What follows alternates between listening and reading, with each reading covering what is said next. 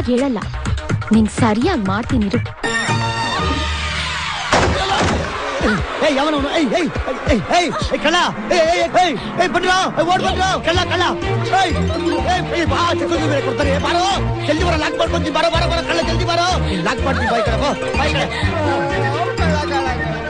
ಸುಂದ್ರಿ, ಕಂಟೀನ್ ಬಿಟ್ಟಿರಕ್ ಆಗ್ದೇನೆ ನಾನು ಅಲ್ಲಿಂದ ಇಲ್ಲಿಗ್ ಬಂದಿದ್ದು.